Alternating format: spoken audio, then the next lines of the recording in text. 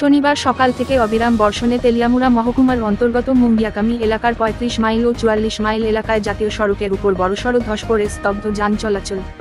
দীর্ঘক্ষণ এভাবে ধসের পরিপ্রেক্ষিতে রাস্তায় মানুষ আটকে থাকলেও পূর্ত দপ্তরের কর্তাদের পাশাপাশি এনএইচ ডিভিশনের দায়িত্বপ্রাপ্ত কর্তাদের দেখা মেলেনি, যা নিয়ে ব্যাপক গুঞ্জন তৈরি হয়েছে। যদিও পরবর্তী সময়ে ঘটনাস্থলে মুঙ্গিয়াকামি থানার পুলিশ কর্মীরা উপস্থিত হয়।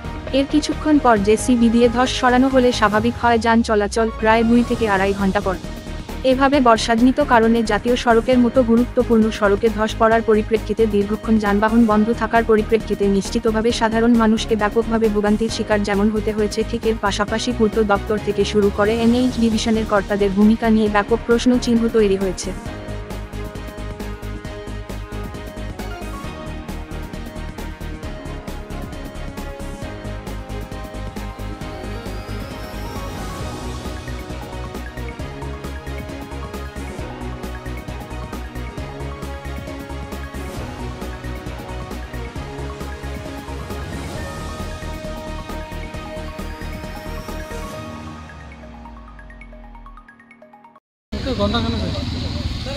এখন কি মানে রাস্তা কি মানে ব্লক আছে না এখন আছে? না, ওখানে তো মোটামুটি একটু ক্লিয়ার আছে, তো জায়গাটা পিছলা, এই জন্য যাচ্ছে না।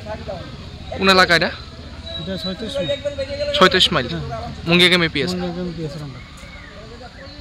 পিডব্লিউডি থেকে বা এর থেকে কোনো চলতেছে কাজ না? কতক্ষণ লাগবে মনে করেন রাস্তা ক্লিয়ার হইতে? ওখানে তো আর কি কাজের উপরে বুঝতে পারবো।